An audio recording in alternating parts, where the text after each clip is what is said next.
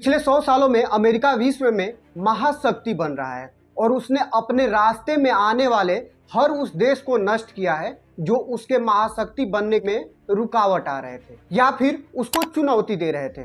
द्वितीय विश्व युद्ध के समय जब जापान उसको चुनौती दे रहा था तब उसने परमाणु बम बनाया और जापान पे ले जाके फेंक दिया, जिससे जापान तहस नहस हो गया और अपनी जो नई छवि बना रहा था महाशक्ति का उसको खो दिया। उसके बाद 1991 से पहले यूएसएसआर ने उन्हें चुनौती देने की कोशिश की तो अमेरिका ने अपने रणनीतिक और कूटनीतिक चाल से कोल्ड वार के तहत उसे 17 टुकड़ों में बांट दिया। फिर जब ईरान अपने सिर उठा रहा था और अपना ताकत दुनिया को दिखा रहा था, उस समय अमेरिका ने ईरान को नष्ट कर दिया और ईरान आज तक उभर नहीं पाया है।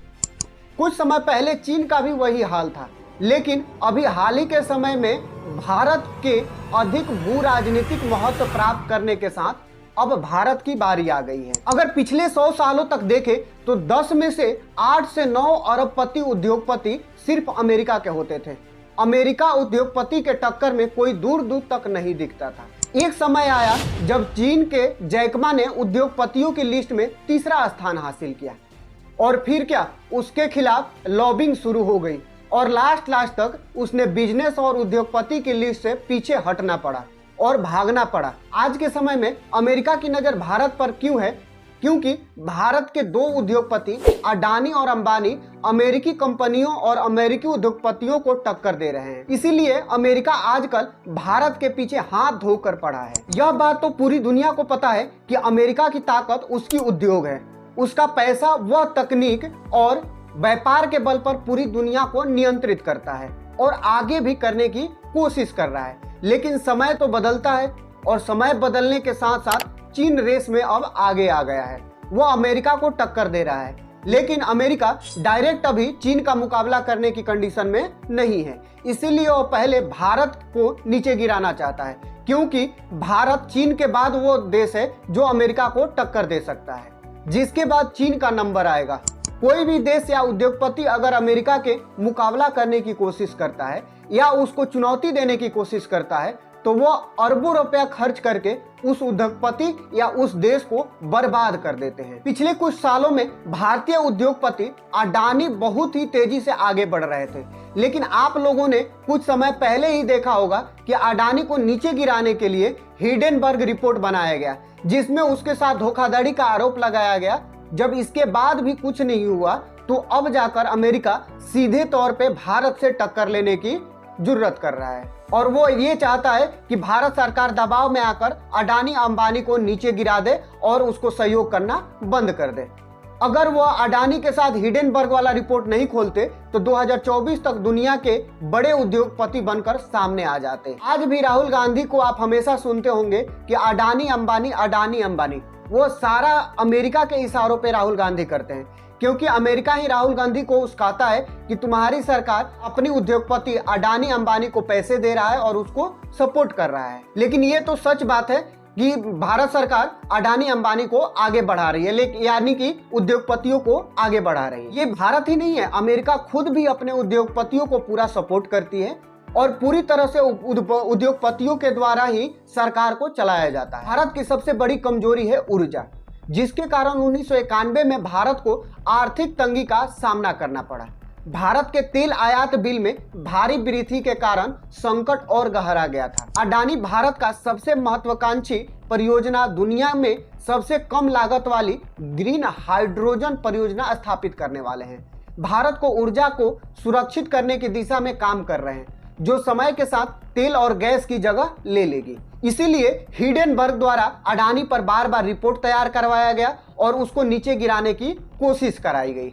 हाल ही में CNBC द्वारा अडानी के दुनिया के दूसरे ट्रिलियन बनने की रिपोर्ट बनाया गया, जिसके बाद ही अडानी समूह पर दुनिया भर से अलग अलग तरह के हमले किए गए। जब वो अडानी नीचे नहीं गिरे तो अब डायरेक्टली भारत सरकार पे हमले किया जा रहे हैं। दुनिया में भारत एक बहुत ही बड़ा बाजार है, जिसमें दुनिया के 20% आबादी रहती है, जो किसी भी अन्य अर्थव्यवस्था की तुलना में तेजी से आगे बढ़ रहा है। यदि देश आत्मनिर्भर भारत और मेक इन इंडिया अभियान चला रहा है, इसका मतलब है कि वो अपने बाजार को बचाना चाहता है और अपने बाजार पर खुद नियंत्रण चाहता है। भारत एक बहुत बड़ा बाजार है, लेकिन भारत को उस पर कोई कंट्रोल नहीं है। हमेशा से ही भारतीय बाजारों पर विदेशियों का कब्जा रहा है और आज भी विदेशी कब्जा करने की कोशिश कर रहे हैं। जैसे ही मेक इन इंडिया और आत्मनिर्भर भारत के द्वारा भारत पर अपने बाजार पर काबू करने की कोशिश किया जा रहा है, तो अमेरिका टैरिफ लगाकर उसे अपने नियंत्रण में करने की कोशिश में लगा हुआ है।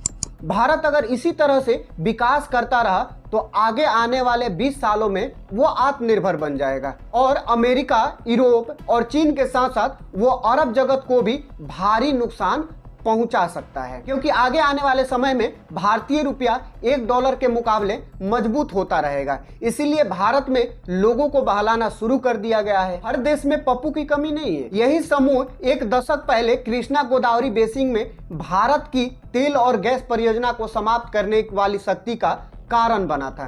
पहली बात यह है कि भारत में मूर्ख और जयचंदों और देशद्रोहियों की कोई कमी नहीं है। इसी कारण से वह भारत में पूरा का पूरा प्रोपगंडा चला पा रहे हैं, क्योंकि पूरा कंट्रोल सोशल मीडिया का हो या फिर कोई भी हो, अमेरिका का ही है, जिसमें यूट्यूब, फेसबुक, गूगल और ट्विटर जैसे बहुत सारे प्लेटफॉर्म उसके कंट्रोल में ही आते हैं। वो जब चाहे, जिसके खिलाफ चाहे, अभियान चलाकर सबको नीचे गिरा देता है और सबको बर्बाद कर देता है। लेकिन चीन में यह काम करना आसान नहीं है, क्योंकि चीन में अमेरिका का कोई सोशल मीडिया नहीं चलाता है। इसीलिए चीन में प्रोपगंडा या झूठ फैलाना आसान नहीं होता है। अमेरिका तो अमेरिका, चीन भी भारत को आगे बढ़ने से रोक रहा है, क्योंकि आने वाले समय में भारत सबके लिए चुनौतियां पैदा करेगा। जिस तरह से अमेरिका ने अफगानिस्तान में रूस के खिलाफ तालिबान जैसे संगठन खड़े करके और खरबों डॉलर खर्च करके अफगानिस्तान को अस्थिर बनाया था, उसी तरह से भारत को अस्थिर करना चाहता है। और यह आसान भी है, क्योंकि भारत में देशद्रोहियों और गद्दारों की कमी नहीं है। यहाँ के कुछ नेताओं के बयान तो देखिए, वो खुलेआम विदेशी एजेंटों की तरह बात करते हैं। यहाँ के जज बीत चुके हैं, मीडिया बिकाऊ हो चुकी है और नेताओं भी बेकाऊ होकर विदेशी ताकत को सपोर्ट करते हैं। और जो भी देश हित में बात करता है उसके खिलाफ प्रोपगंडा फैलाकर उसको नीचे गिरा दिया जाता है या फिर सरकार से हटाने की कोशिश किया जाता है। विदेशी ताकत जो भारत को कमजोर करके सरकार को गिराकर वो अपने इच्छा अनुसार या फिर अपने अनुसार कठपुतली जैसा सरकार बनाना चाहते हैं, वो सब यही बात से परेशान है कि भारत अपने उद्योगपतियों को मजबूत क्यों कर रहा है। इसी कारण उनकी कोई चल नहीं पा रही है। और मेन मुद्दा यही है कि विदेशी ताकतें मिलकर भारत के उद्योगपतियों को पंख काटने का कोई कसर नहीं छोड़ रहे हैं। लेकिन भारत सरकार अपने उद्योगपतियों के हितों को रक्षा करने का काम कर रही है और आज अडानी, अंबानी, टाटा, महिंद्रा दुनिया को चुनौती दे रहे हैं, तो क्या इसकी बर्बादी का जश्न मनाने वाले हमारे देश के गद्दार नहीं कहलाएंगे, विदेशी एजेंट नहीं कहलाएंगे? यह जयचंद आस्तीन के इतने जहरीले सांप हैं, इन्हें हर भारत विरोधी बात में खुशी मिलती है और देश की तरक्की से जुड़े किसी भी आंकड़े या रिपोर्ट को मानने को तैयार नहीं होते हैं। लेकिन अगर देश के खिलाफ कुछ दिख जाता है तो खुशी से ये पागल हो जाते हैं, नाचने लगते हैं। कुछ समय पहले डोनाल्ड ट्रंप, जो भारत का एक अच्छा दोस्त होने का नाटक कर रहा था, जब उसने देखा कि भारतीय उद्योगपति तेजी से आगे बढ़ रहे हैं और भारत आत्मनिर्भर बन रहा है, तो उसने पाकिस्तान के साथ मिलकर पहले भारत पर अटैक करवाया, जिससे कि भारत पिछड़ सके। लेकिन जब उसने देखा कि भारत तो बहुत मजबूत हो चुका है, भारत को कोई क्षति नहीं हो रहा है, फिर उसने टैरिफ वाला गेम खेलना शुरू कर दिया। पहले 25%, उसके बाद 50% टैरिफ लगाना शुरू कर दिया, जिसके कारण वह सोच रहा है कि भारत झुक जाएगा।